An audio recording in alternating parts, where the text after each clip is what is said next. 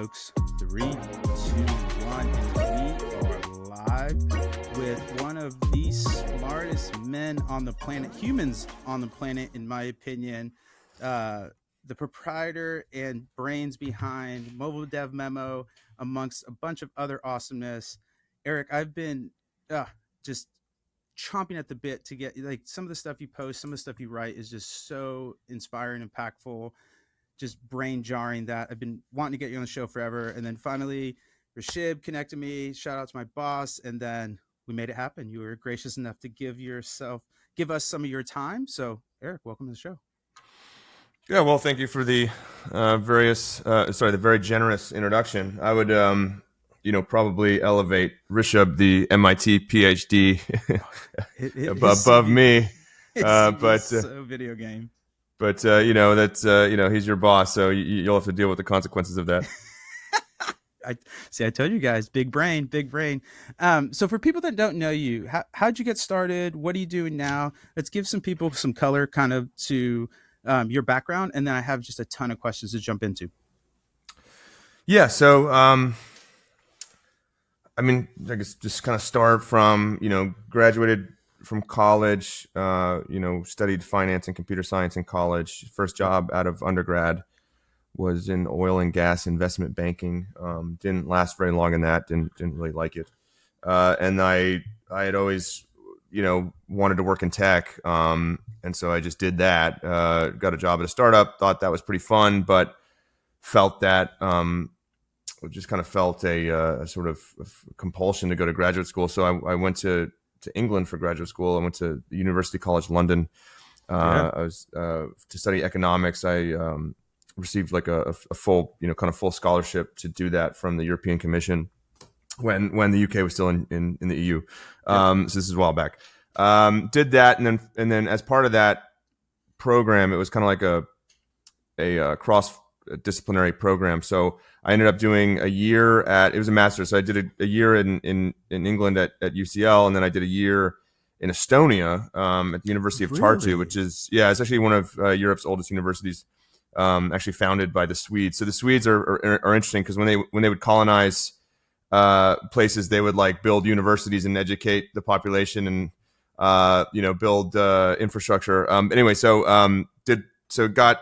Finished the degree there, wrote my thesis, and that's actually where Skype was born in Estonia. So was very lucky to get a job at Skype after graduating. This was still coming out of the GFC, so like there was no possibility of getting a job in finance.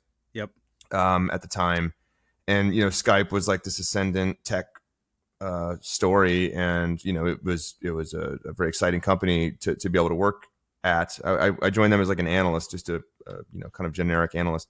Worked there until the acquisition by Microsoft. And what I really appreciated about Skype was that it employed the freemium model, right? So Skype was VoIP product. People may not be familiar with it depending on how old they are, but it was kind of like one of the original VoIP products, right? So you download Skype, and this was this was 2010, 11. So smartphones existed, and the iPhone existed, and it was a couple years old, 3 years old at that point, but it wasn't ubiquitous. And so people still primarily consumed media on their desktop computers. And so that was the most popular app that we had, was the Windows version of Skype. And so it just allowed you to make VoIP calls, right, for free. And if you could pay by essentially like renting a phone number, so you'd get a dedicated phone number. So when someone called that phone number, it would actually call your Skype app, right? I call it an app. It was a program on your desktop for the most part. But I was there when we started expanding into smartphones, and actually we had an offsite in Amsterdam one time when they did the first ever VoIP call from an iPhone to an Android. Like pretty exciting. Yeah. And some people might remember that we actually had a partnership with Facebook where you could install the Facebook plugin to your Facebook chat, and you could do Skype chat. So that was the original version of like Facebook Messenger calling. Actually it was using Skype's technology. And what was cool was at that offsite, there's like, I don't know how many people worked at Skype at the time, probably like 1,000 or something, and maybe more. But we were all in this big auditorium, and we Skyped Mark Zuckerberg. So he came up on like the big screen, and the CEO was having a conversation with Mark Zuckerberg. And anyway, I think Facebook ended that partnership after like a year, and they were just like, we got to build this ourselves, because you did have to download a plugin. It wasn't sort of native. Anyway, but was fascinated with the freemium model. And once Skype got acquired by Microsoft, I didn't think it'd be that exciting of a place to work anymore. And I was living in Tallinn, Estonia, and I saw that there were these gaming companies across the Baltic Sea and Finland doing all this interesting stuff with the freemium model, mostly for Facebook Canvas games. And so I just really thought that this freemium model, when smartphones became ubiquitous, because I mean it was heading in that direction, I thought that would be the business model that any sort of software used, right? Because if you've got everyone with a computing device available to them at all times, it would just make sense to employ the freemium model where you would sort of exploit that large TAM, exploit the ease of distribution, and then sort of capture value from users commensurate with the utility that they find in the product, right? And that would be a better way to monetize, better way to make money than just gating content or gating functionality behind a fixed price point. So I moved to Finland. I got a job with a gaming startup. It went under. I went to another gaming startup. It also went under in Finland. And then I decided to start writing a book called Freemium Economics. I'd kind of learned a lot, spent a lot of time thinking about the freemium model. So I started writing this book. Meanwhile, I also got a job at a company called Wooga, which was a sort of scaled casual game developer in Berlin. They were pivoting away from Facebook Canvas at that time, which all gaming companies were, to mobile, right? Like, so this was around 2014. This was like the sort of inception of the mobile gaming category as we know it today, right? So before 2014, you had a lot of, or 2012 really was the actual inception point, but 2014 was when the industry was sort of like, was maturing, evolving in that direction. So 2012, you had Clash of Clans launch, you had Candy Crush Saga launch, you had a game called Mobile Strike launch. And these were these are still $billion Clash of Clans and Candy Crush are still $billion franchises, but like this really proved the model, right? It proved that these games could scale. They could attract millions, tens of millions, hundreds of millions of users. They could grow into like $1 billion products. And then you saw like an entire industry sort of blossom in that 2012 to 2014 period. I think was when the sort of the industry really like it experienced like that explosive growth. And so I moved to Wooga in 2014.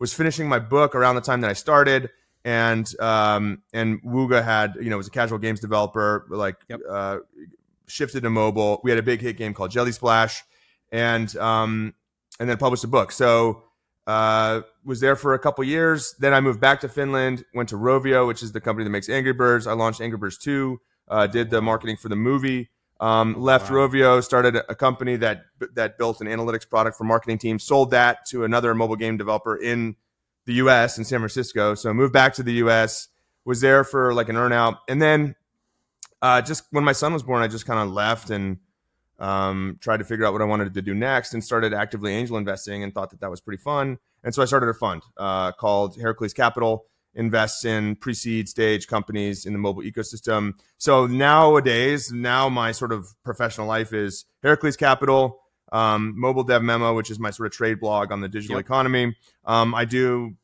some consulting, usually for like larger companies. And that's basic, and then some advisory work. So I feel like I have a field of vision that, encompasses the entire spectrum of scale in the digital ecosystem, from like the very earliest stage companies that pre-seed when they're raising like the first money, to on an idea, through to like very large companies that are operating, at tremendous scale, that bring me in to help bring operational efficiency to their marketing teams. Man, that's super impressive. Did you enjoy overseas, or because where are you at now in the States? I'm in Austin. How did I not know you're in Austin? Well, I knew you were in Austin, so gosh, we got to run this back and we'll do it in person. I'm in New York right now, but oh my gosh, this is my dreams are coming true. Yeah, we'll do that. We should next time Rishabh's in town, we should go. Oh yeah, we'll do a triple. Yeah. Okay, a few questions. What's the thesis for the fund? So it is actually very thesis driven, right? So I raised the fund principally to invest in the companies that I feel like are best positioned to either navigate the privacy changes that have, that have sort of dramatically altered the digital landscape, or to instigate, new methodologies for navigating them, right? So like on the content side, I invest mostly in companies that I feel like are best positioned to do well without the IDFA, right? To do well, to be able to distribute their products without needing deterministic identity.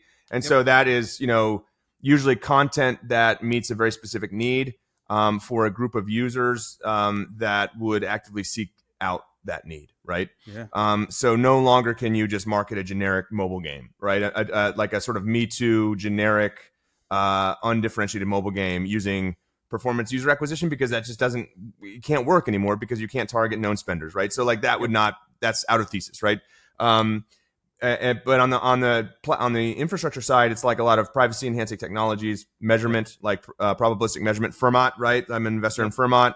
Rishabh was a reader, and he said, hey, we're raising this round, but we think we're, in your thesis, and would you want to invest? And I very happily did, and I'm very glad that I did, because that's been marked up significantly. Yes, but so, infrastructure that I feel like helps companies navigate these privacy challenges, the frictions, and then content that I feel like kind of natively navigates that. Yeah, no, I love that thesis. Let's jump in a little bit. So you've been in the space a little over a decade, mobile gaming, advertising, etc. What do you think the biggest changes you've observed in the mobile user acquisition space? Because you kind of touched on it, but I'd love to just dive deeper in there, because you talked about the iOS changes, basically the deterioration of identity, targeting, etc. But yeah, just open up that big brain and give the listeners kind of a peek in there. Yeah, it's interesting. So I wrote, and let me just give me a second, I'll pull it up. I wrote a piece about this a while back.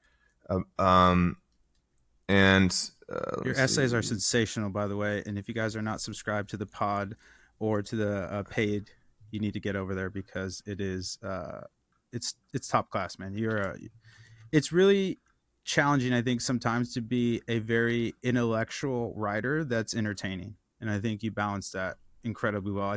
Because I also follow Ben a ton as well. You've been on his podcast and stuff, and I think you guys are two of just so well written, well spoken. Like, it's, anyways, I'll quit gassing you up, but go subscribe. It's fantastic. Yeah, I mean, on that, Ben is like a unique person, because and I mean, I was guilty of this. Like you could look at Ben and you could say, there's no way he could possibly understand all of these subjects that he writes about, and so it's not worth reading, right? You could just look at his output and the breadth of his output, and say, it's impossible. It's impossible for any human being to actually understand deeply all of these topics to a degree that would be interesting to read. And if all I'm going to do is get a superficial overview of these topics, well, I'd rather go just read a news. Like, I'd rather go read a news site, because at least that'll be shorter, right? Yes. But that's not the case with Ben. Ben is a mile wide and a mile deep, and he's a very unique person. He deserves all of the success he has, because he is unique in being able to do that. And early on, when I first started MobileDev Memo, it was really a companion website to the book, right? So the idea was, in the book, I kind of walk through these different analytical approaches to managing a free-to-play business, a freemium business. And what I wanted to do with the website was take every single one of those chapters and provide essentially a model, like a spreadsheet model or a Python model, to help people, through that exercise. And that's early on the website. I mean, that's kind of what it was. It was like me sharing code and, walking through math equations and stuff. And it was very, very niche. And it gained some traction, and it was reasonably popular within a certain segment, right? I mean, I think if you walked into a user acquisition team at a mobile gaming studio, chances are good that at least one person would have heard of the website and read it. And what I feel like I kind of hit a crossroads at one point, because it peaked. There was just, or it felt like I had reached, I had reached the sort of ceiling of what I was capable of doing with that scope, right? It was okay, well, if this is all it's ever going to be, which is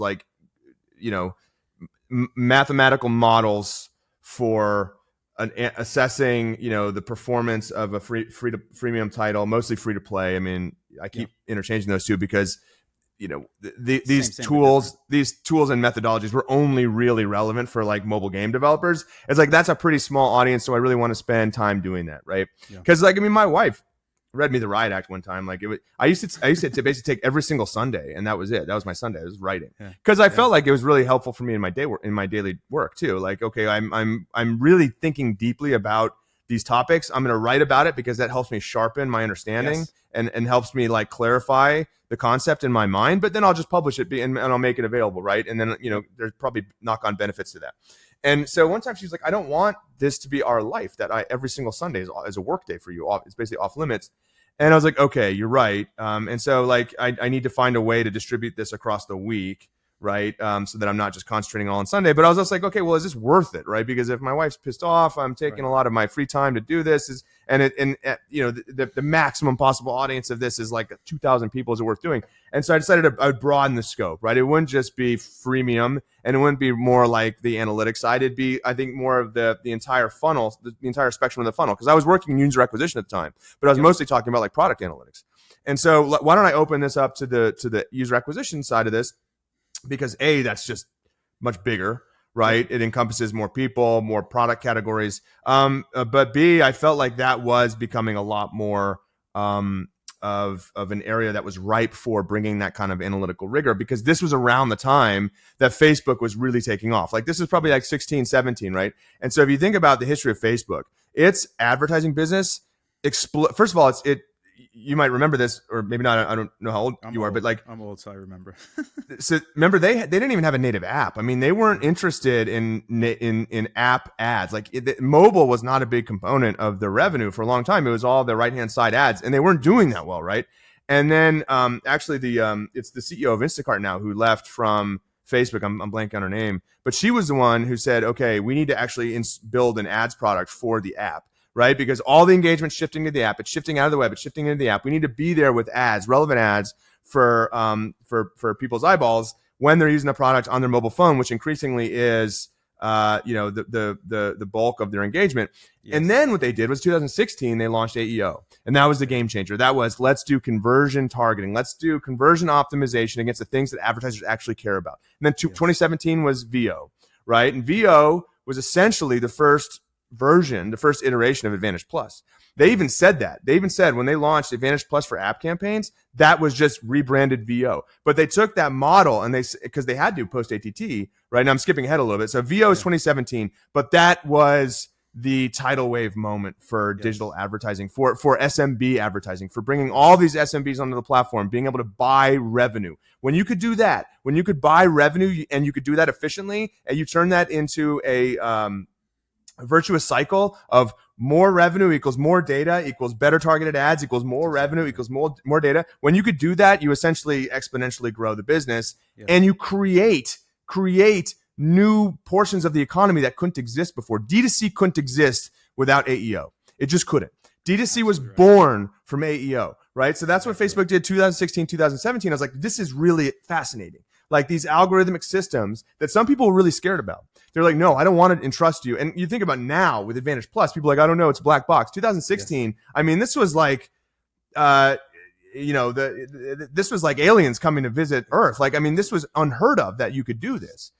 And so I started writing about that, and the blog kind of exploded because, wow, this is happening. This is a sea change. Like this is a totally structural transformation of the way that digital advertising takes place, right? And so then the blog expanded from there, and then ATT, and then that was the other sort of like big explosion of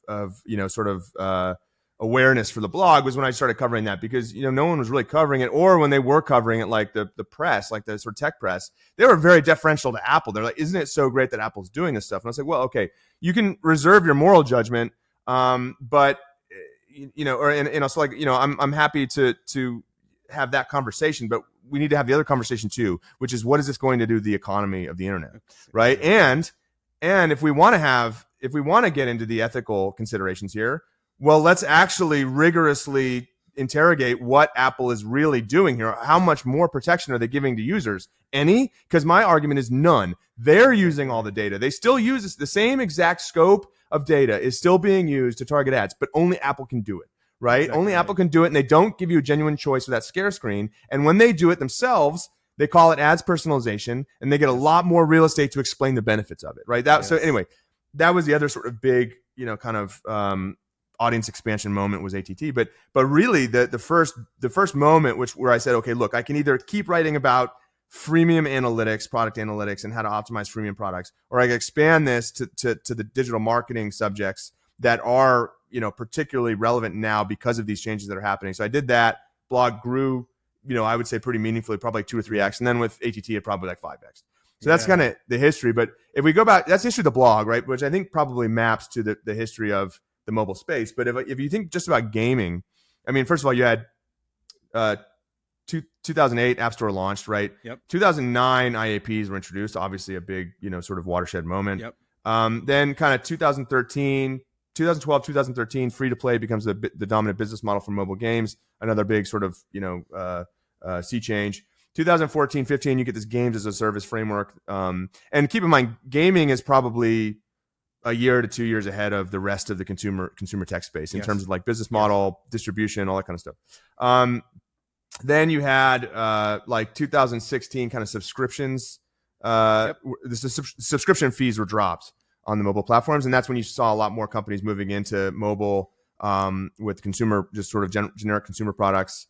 I call them utility apps that were monetized by subscriptions. And then you had 2020, 21 is IDFA deprecation through ATT, right? So I think those are kind of like the big watershed moments. And then 2016, 2017, the conversion-based optimization that Facebook introduced, but Google did it too with mobile. They had a thing called UAC, which again, these are precursors, right, to the exact same products that have been rolled out now broadly. ASCs, PMAX, you can draw a straight line from UAC to PMAX. You can draw a straight line from a VO to and what they call AAA, right? So automated app ads. You can draw a straight line from automated app ads to Advantage Plus. So 2016, 2017, that was another big sort of like transformative moment in mobile. No, man, that's such a interesting. I guess segueing off of that with Meta. The stock is absolutely ripping. It took a little bit of a haircut, but I mean, the numbers are just atrociously good. What does that kind of signal about the state of mobile advertising, user acquisition? Like, is that a bellwether for anything, or is that the company's just rigorously doing awesome? Because they did, and we'll get into the metaverse stuff as well. But once Zuckerberg kind of got off the metaverse teat, I mean, the stock has just been screaming ever since. Yeah. Well, I mean, I pushed back a little bit on a little bit of a haircut comment because it went down to 93 from that's fair. That's fair. The previous so it was 379 in August 1st, 21, right? ATT gets fair. rolled out in just before that in July 21, and then it went down to 93. So that's fair. Pretty significant haircut. They went bald for a while. 40%. Yeah, it's still up 40% this year, right? So I mean, it's still. It's this year to date. Let's see where's it. Year to date, it's up. 40, right? About 80%. But yeah, I mean, it's on fire, right? So what they do? So you might remember that comment that Zuck made. I mean, I kind of I don't know. I feel like this stands out for me. I don't remember exactly when it was. It was in an earnings call. I wrote about this recently in a piece called Meta's Turnaround. But Zuck made a comment when the stock was near the all-time low. It was October 27th, 2022, right? So there was an earnings call. And he said, those who are patient and invest with us will end up being rewarded. And this was like days before the stock hit its all-time low. And it actually gapped down after that call. And what he was referring to was like the wholesale transformation of the company, right? So I think a lot, the metaverse stuff, that was a distraction. I mean, my sense is they've completely abandoned that. I mean, I think, they could be the market leader in VR, but who cares? I mean, that's not going to be a big market. I mean, I've been in games for too long for anybody to convince me that VR is going to end up being an important, meaningful hardware form factor for consumers. It just can't be. Like, I've heard that argument so many times, and it just never come to fruition because that's not how people want to engage with content. They want to be aware of their surroundings. The Apple Vision Pro, I mean, that's, I think, proof point. Anyway, so it's useless or not useless, but it's like the utility you get from it versus the economic cost is just so divergent. Like, it's just not even near worth buying. I mean, it was the most expensive piece of computer hardware I've ever bought. It was almost $5,000, like all in, and I've used it 20 times, maybe 30 times. You know what I mean? It's just not there. I think the singularly compelling use case for that is air travel. That's it. Yeah, the two big kind of 12 out of 10 features were the extension of desktop, where you basically put this on. Now you have this huge desktop that's connected to your laptop, and then consuming media. But outside of that, it's just not not where it needs to be in terms of that. And I think kind of to your point in terms of mobile stuff, if you don't have the developers on board, then it just becomes really challenging, where there's just no real big incentive to develop for Apple Vision. They haven't made it Right. easy. And so it's just, you start to get this like cool horse, but not a big cart to pull. Right. Well, the killer app has to be a game. It just has to be. That's a really good point. And I mean, that really was good true point. for smartphones. I mean, That's a Xbox really didn't good take point. off until Halo. Like you need a killer, Really you need a good killer point. app, and it's got to be a game. And why is that a better surface area for engaging with a game than a smartphone or a console, anything or like PC. But really, a smartphone. I mean, the thing with the smartphone is the dominant gaming platform. It's the dominant gaming hardware. Yes. It's just people don't think about it that way because it's not men playing that's those fair. games. It's women, right? Like I was gonna write this big article one time about why. So I won't write it now because it's the kind of the sentiment doesn't really exist anymore. But there was a lot of hostility to free to play gaming when it was sort of gaining traction in the West, right? And the reason was, I think, because it was women playing them. It was women playing those games. And you're not a gamer. I'm a gamer. You know why I'm a gamer? Because I buy a new console every 2 years. And those games are made for me. And now you've got developers making games that aren't for me. And I resent that. And I hate those games. I hate those games because they're they're exploitative and they're psychologically manipulative, which has all been proven to not be the case. They hate those games because they're not made for them. The people that consider themselves gamers and have to open up the tent to a whole new group of people, they don't like that. And that's why they were hostile to the free-to-play gaming category. But the smartphone is by far and away the largest platform for gaming. It's just people don't think about it that way because they don't think of these apps as bona fide games. A game is Call of Duty. A game is GTA. It's not Candy Crush, right? Anyway, so take. I've never heard that. It's awesome. But I think the metaverse stuff, I mean, for Zuck, I mean, it was just something that they needed to do to show that they were doing something. And I think that the rebrand was more to do with the bad press around the Facebook files. But I think the metaverse stuff was just, hey, we have to show that we're doing something. We have to show that we're taking decisive action. And so this is what we're doing.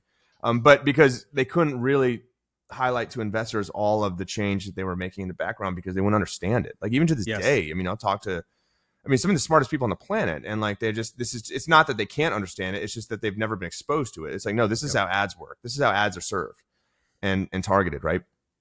And so, what they did behind the scenes was they sort of transitioned the friends and family graph to an open graph, right? They opened up a lot more content. They opened up every user then was sort of could be exposed to a much larger pool of content.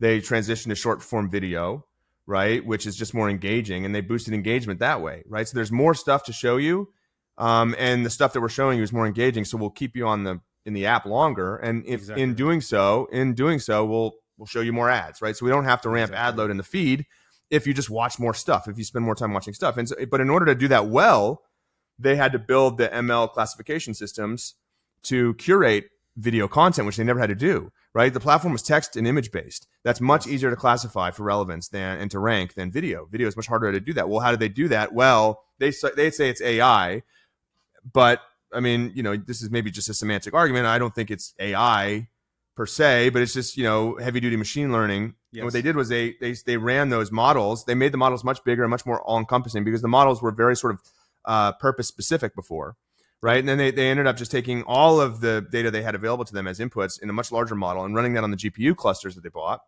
in order to do the classification efficiently, or at least to make it more efficient from a relevancy standpoint. So that's how they boosted engagement.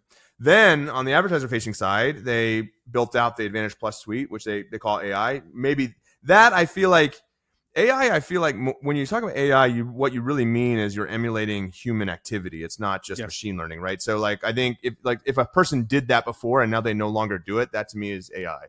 But I mean, I think people could disagree about that. But with the Advantage Plus, they just made campaign optimization that much more efficient, right? Yes. So what you had before Advantage Plus was, well, I've got a bunch of manual levers and I'll put in a bunch of inputs. And even with VO, right? With VO, So the structure of a VO campaign is, I'm not giving you a bid, and it was a fundamental deviation from the way digital advertising was purchased prior to that. I'm not giving you a bid.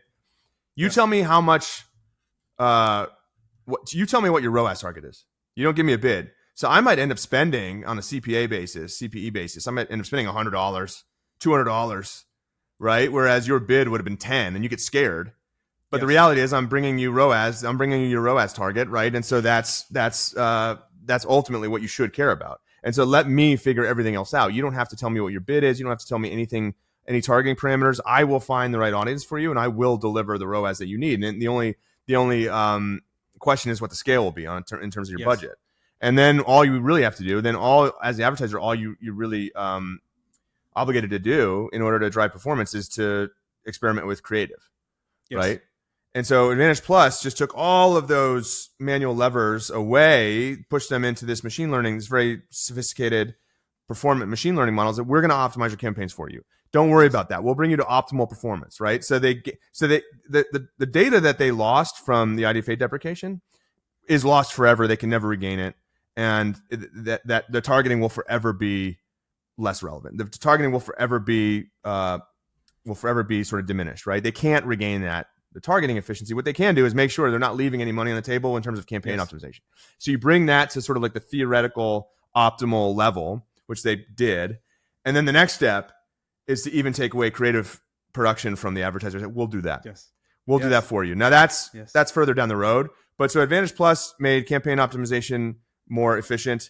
The open graph plus short form video boosted engagement, kept people in the app for longer, watching longer so they consume more ads. And then on the measurement side, rolling out.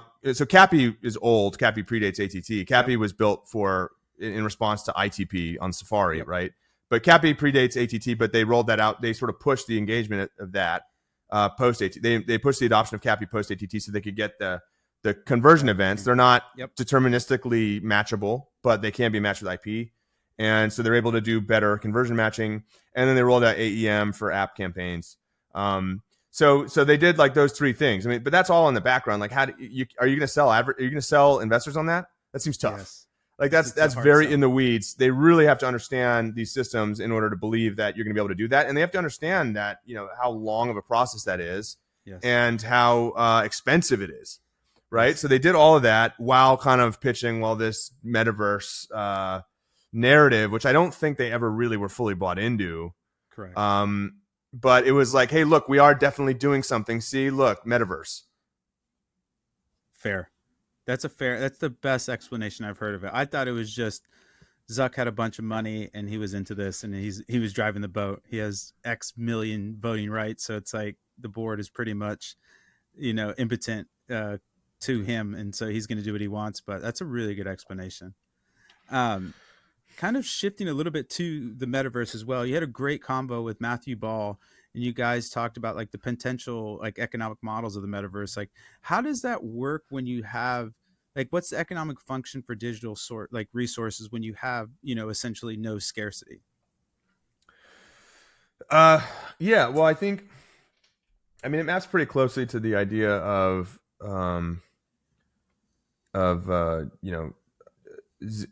zero marginal production costs with freemium, right? So, and then just digital products in general, right? And like this also like intersects with Ben's aggregation theory, but so like the beauty of freemium, and I talk a lot about this a lot in the book, and it's actually like the sort of it's the crux of the model is like with the digital product you have no marginal production costs. Like it doesn't cost you anything to produce one more copy, right? There's no physical distribution; it's all digital. And so you can use that to your advantage in, distribution because you could reach everybody with no cost to you.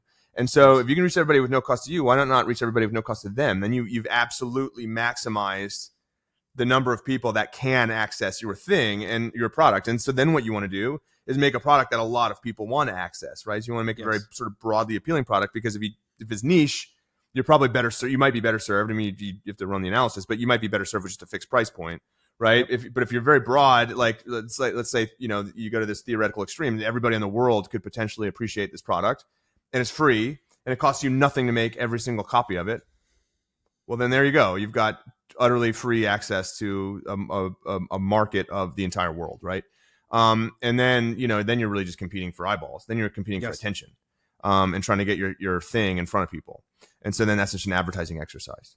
And then on the back end, you're trying to make sure that, for the people, to whom this product is, it is, solves a need or has, a significant amount of utility, you're able to monetize them, commensurate with that utility. Right. Yes. So, I talk about in the book, like this 95% rule. It's just a rough rule of thumb. But like, if a freemium product scales, 95% of the users will never pay. Right. And so that's fine. And maybe that's a good thing, because maybe that's a feature, not a bug, because those 95% could serve as like, social proof. Right. You just got a lot of users. Hey, this must be a great product. They could be like viral word of mouth, touch points, provide word of mouth. They could be cannon fodder, like in a game. Or, if you think about like an app like a Tinder or something, they could just be people to match with. Right. So like, there's value in having a lot of people, even if many of those don't pay. And then what you have to do with the 95% is you have to develop an economy within this product such that a very long-tailed LTV distribution is produced. There are people that can spend a lot of money, that get a lot of value out of the product, and they match the value that they get with how much they spend, right? Yes. Because if you don't do that, what you want to do is you want to sort of minimize consumer surplus with freemium. You want to make sure that there's very little gap between what a person would be willing to pay and what they end up paying. You want to make sure that those almost map one-to-one. And hey, everybody wins, right? Because they're getting a lot of value and they're paying what they think the thing is worth. You're just not leaving money on the table. That's the goal of freemium. And so like, if you apply that to like the metaverse, where, it's not just a tool that helps me with some problem or serves as entertainment that is otherwise a deviation from my day to day, but it ultimately is my world that I inhabit. Yes. Then you just find pain points, or you find problems to solve with the digital products that are much more valuable, right? Yes. Like if you're thinking about, I can't make houses on a freemium. I can't be a freemium based construction company. Correct. Because there's a lot of costs incurred with me building a house for you. But in the metaverse, I can. Yeah. And if that just becomes a much more important part of, our existence as humans, it's like this space that we inhabit in digital worlds. Well, then those things can be monetized with the freemium model. Right. Yes. You could be a freemium monetized construction company. You could be a freemium monetized law firm. Right. Yes. Or whatever. And so it's shipbuilder. Right. But you can't do that in the real world because there are extreme costs associated with doing those things. Maybe less so on the lawyer side, but I still don't think it would be a good idea. But if the digital world becomes much more of a simulacrum of the real world, in especially in terms of like how we spend our time and where we spend our time, then yeah, you could all of those endeavors could be monetized with a freemium model. No, I love that, man. So well said. You were pretty early on talking about like how the shift towards probabilistic attribution is such a quagmire in terms of mobile marketing. Can you kind of explain to people out there like what probabilistic attribution is and why you think it's becoming more and more important? Yeah, well, probabilistic attribution is really just a method for assessing the performance of advertising campaigns using data sets that can't be directly linked, right? So like with deterministic, so the kind of, I don't know if I would call it like the diametric opposite, but an alternative approach to attribution, to probabilistic attribution would be deterministic measurement, right? So I've got a user ID that is persistent and it is consistent across context, and I can just match what a person does in context A with what they do in context B. That often involves me sharing data with some other company, right? So context A is my app and context B is somebody else's app. In order for us to connect those two data sets that were emitted or artifacts of this user's activities, then I need to share the data, pool the data somehow with a separate company. Well, probabilistic, and so that company might be another app, but it could be an advertising platform, right? Well, with ATT, you deprive the ecosystem of the IDFA for the most part. And so what you end up with is I've got a person I've got a user in my product that has some paper trail, some bank of activity that I have total oversight over. I know who they are because they have like a user ID in my data warehouse, and I know what they've done because I've just been able to instrument everything they've done in my product.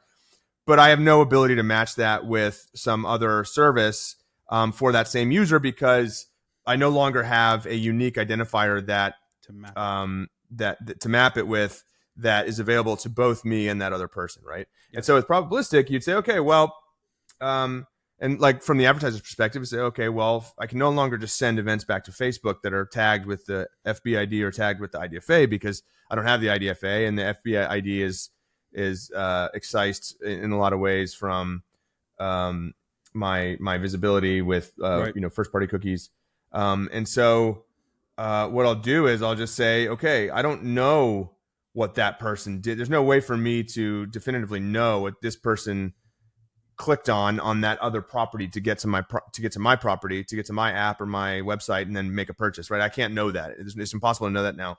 But what I'll do is I'll just look at my levels of ad spend across all channels and my levels of revenue, and I'll try to sort of map those sets of data, those disparate sets of data at a higher level of aggregation together to decide, okay, well, this is when I spent $1 on this platform, it made $1.50. Now I don't know how that $1.50 was constructed from the bottom up, right? Like that this user made this purchase and this user made this purchase, but I have a sort of and so then I just use probabilistic methods to do that sort of attribution, right? That's one approach. Another approach would be, when I spent $1, it had $1.10 of commensurate revenue that I sort of like probabilistically can attribute to it, right? So that would be more like an incrementality approach versus like a media mix model, which is what I was just talking about before. But yes, so really just you're looking at causal impact. Like what's the impact when I spend this $1? What's the impact, right? And so that just uses a different set of data. It uses like very high level aggregated data. It doesn't use any sort of user level data, and it looks for like statistically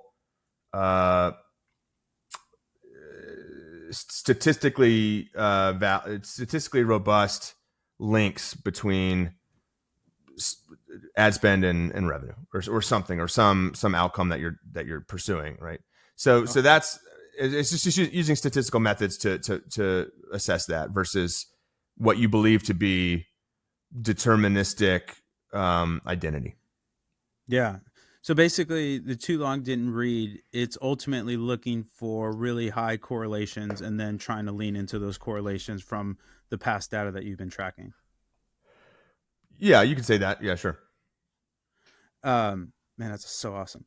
Okay, a couple more questions. Are you bullish on Snapchat? Do you think Snapchat has any chance of taking any advertising dollars away from Meta or TikTok?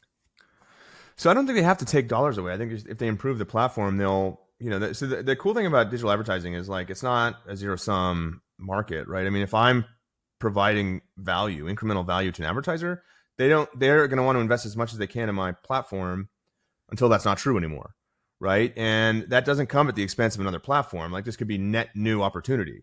And so what you end up doing usually with as a digital advertiser is like, if I'm an e-com, I'm looking at like AOV and I'm thinking about, what like this singular purchase experience is worth to me. And I'm just, I'm buying that and I'm like recouping it very quickly, but I might also be looking at like a lifetime value. So I'm buying a user, they're going to make an initial purchase, but then they're going to come back and make another purchase in 2 months or in 3 months.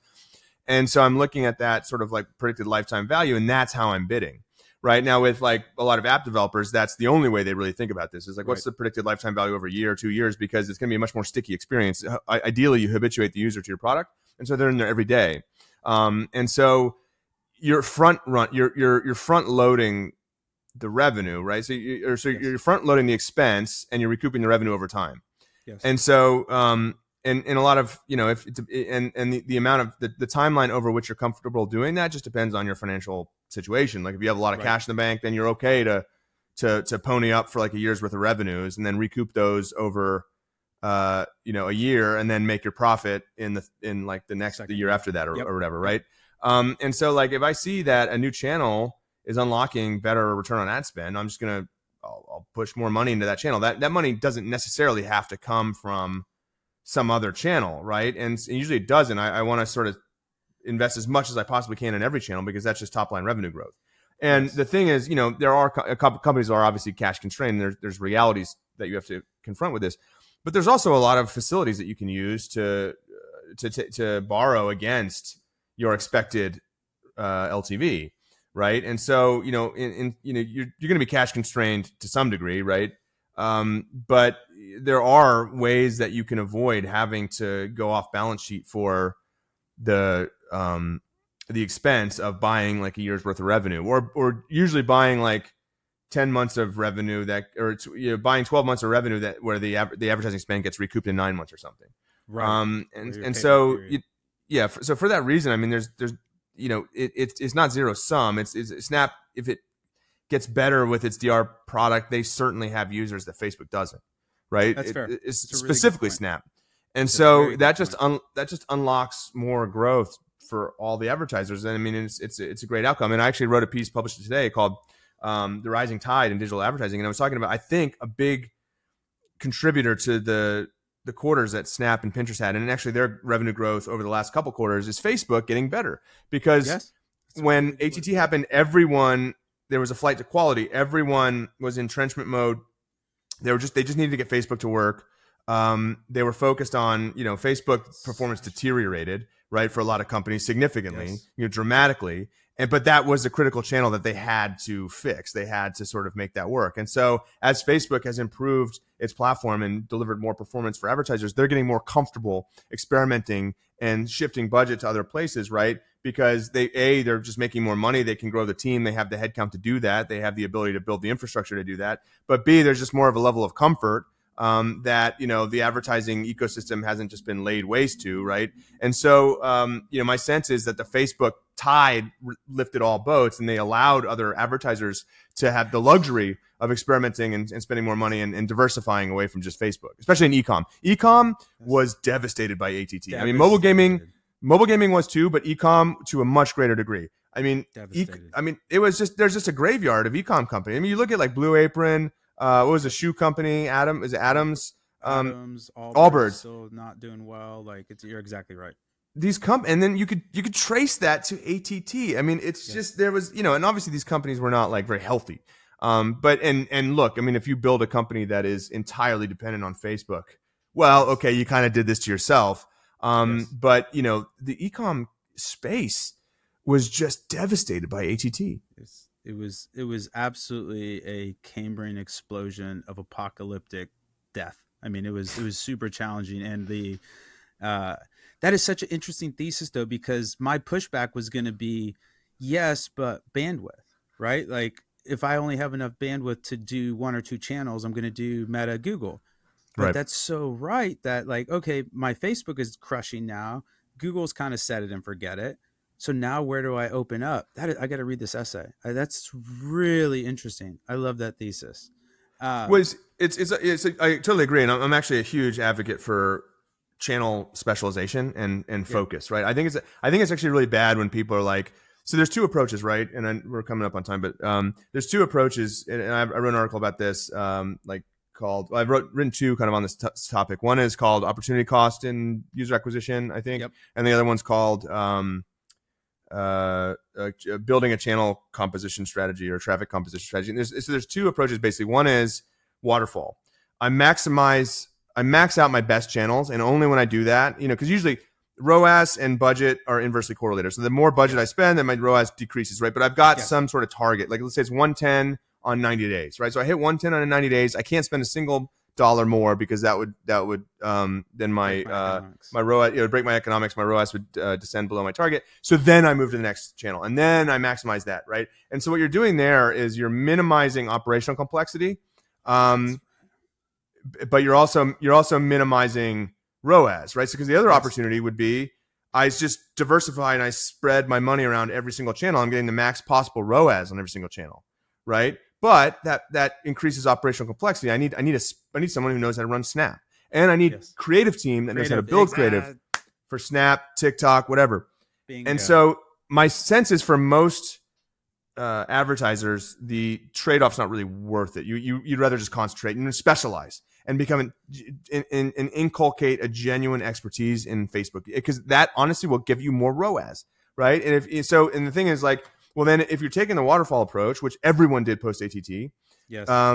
then they concentrated everything on Facebook. They just tried to get Facebook to work. They became channel experts. The channel got better, and now they've hit their limit. They're maxed out. They'll be able to grow that steadily over time, but it's not, it's not meaningful growth like quarter over quarter. So now we'll onboard Snap again. Now we'll onboard Pinterest again, right? And so I think that's what's happening. Such a good thesis. That's such a brilliant thesis. I love it. Okay, 2 more questions because I know we're up on time. So the first one is real quick. You're so inculcated in marketing, the space, everything. What do you think most CMOs do wrong?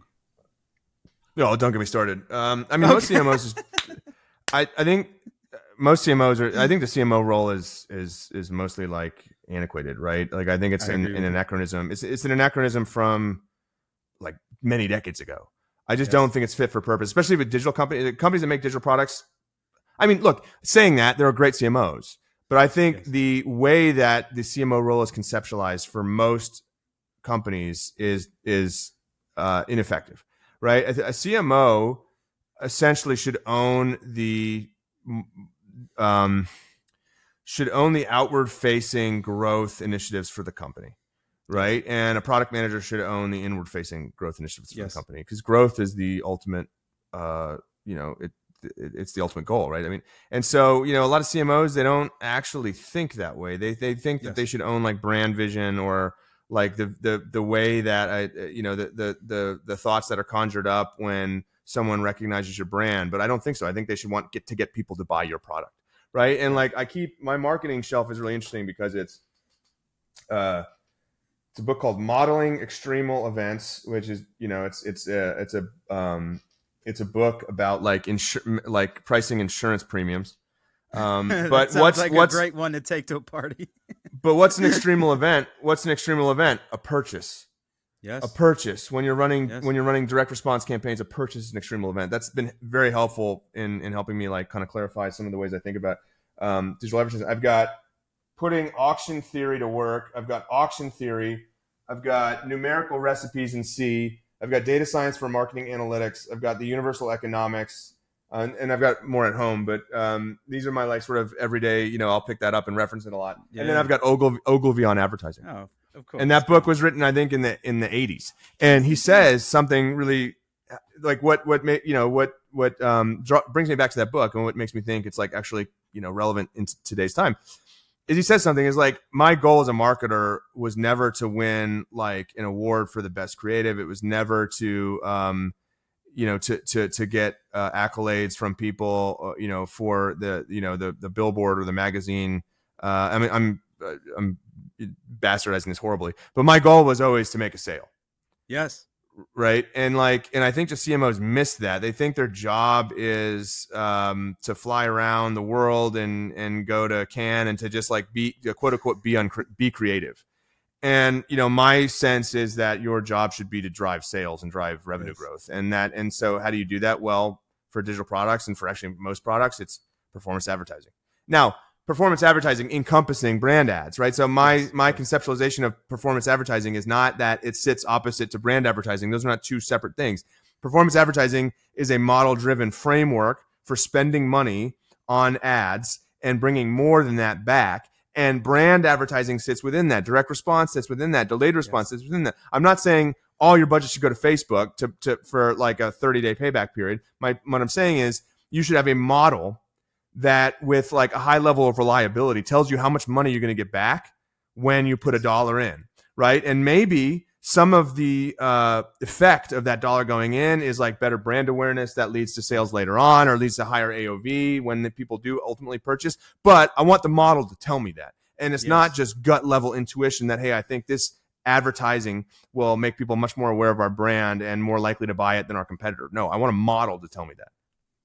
No, preach, man. And this is coming from a CMO myself 2 times. I think that's exactly right. That is spot on. I honestly think the better pairing, depending on the org structure, but having like a chief brand officer and a chief revenue officer, I think is a better split than having a CMO, because you sometimes get people on both sides of the spectrum versus finding that really unique person that has the analytics, but also the creative and like, you know what I mean? It's like a really hard, it's almost like the president, right? Where you think of like the US president, such a hard job because you have to be super charismatic, but you also want this legal wonk that can understand policies and all this stuff. And it's very rare to find that person in one, but that's a brilliant articulation. I love that. Okay, last question, because I know we're up against it. I end every podcast with this question. What's your function for excellence? What do you think excellence is a function of? Good question. Yeah, I started thinking a lot about that lately, right? Like, how do I approach what I do in like a systematic way that is auditable, right? And to help me understand if I'm getting better over time. I think it's for me, I mean, I guess it probably is very context dependent and probably very personal, but for me, it's like achieving a good balance of, first of all, doing things like, I'm very bad at doing things I don't want to do. Yeah. And I just end up performing poorly when that happens. So is being able to, and I've got the privilege of being able to do that now, but I didn't always in my career. Just picking projects that I want to do. So first of all, it's being really good at vetting and saying no to stuff, even if it pays well, that like, I know I'm not going to enjoy because I'm not going to do a good job. And the other actually, I would say it's not achieving a balance in that. Achieving excellence is actually disproportionately doing stuff that I want to do, and not trying to achieve any balance in that. But then, achieving balance across like work, personal life, and enjoying my family, and, taking a lot of time to build a relationship with them and enjoy the time that I have together, because that motivates me to work harder, right? To provide for them and to create those opportunities. Not that you can't do it without money, but it makes it easier, I think. Yeah, it does. Needs more energy. No, that's a beautiful answer, man. I'm going to re-listen to this pod 10 times. There's so many things on here. For a couple things, VO is value optimization for people following along at home that didn't know that. And the GFC is the Great Financial Crisis. But Eric, this has been incredible. Where can people find you? Where can they follow you? Are you taking consulting clients? How can they get you on their cap table? This time is yours, my friend. Yeah. So Heracles Capital, it's hrcls.vc. Just hit me up on Twitter, LinkedIn. Great feed on Twitter. Appreciate that. Yes, I'm just Eric Seufert at Twitter. Send me a Twitter DM. Email me at eric@hrcls.vc, and then mobiledevmemo.com. There's a subscription tier, $8.99 a month. I've got enterprise packages if you want to get multiple seats. So you get access to the content feed, and you get access to Darkpool, which is my app store, app economy, market intelligence tool. Tracks app store rankings, but I've also got a search tool that allows you to look at and very easily compare rankings across platforms, across categories, multiple apps, across countries. Yeah, it's mobiledevmemo.com/darkpool. I've got a dashboard product coming up really soon that'll show you like the biggest jumps and declines on a daily, 7-day, 30-day basis. So it gets you. So the subscription gets you access to Darkpool. It gets you access to the content. Amazing. Eric, this was everything and more than I expected. They say never meet your heroes, but you absolutely came through. Man, I really appreciate you taking the time out of your day and all the eloquent, thoughtful responses. I really appreciate you, man. And yes, when I'm back in Austin, we'll get some dinners together. We'll get Rashib on the horn with me, you, and him, and we'll do an in-person one as well. Awesome. Thanks, Rabah. Appreciate you having me. Appreciate it. Thanks so much. All right, folks, that's all we got. Make sure to go to firm.commerce.com, book a demo so my boss loves me and I can have some more probabilistic attribution so I can do all the cool brand stuff Eric is talking about. And then make sure to subscribe to our newsletter, Geometry of Growth. You can go subscribe right at firm.commerce.com and then go get you your MobileDev Memo subscription. It is absolutely worth it. All right, folks, that's another one in the books. We'll see you on the film. Sure.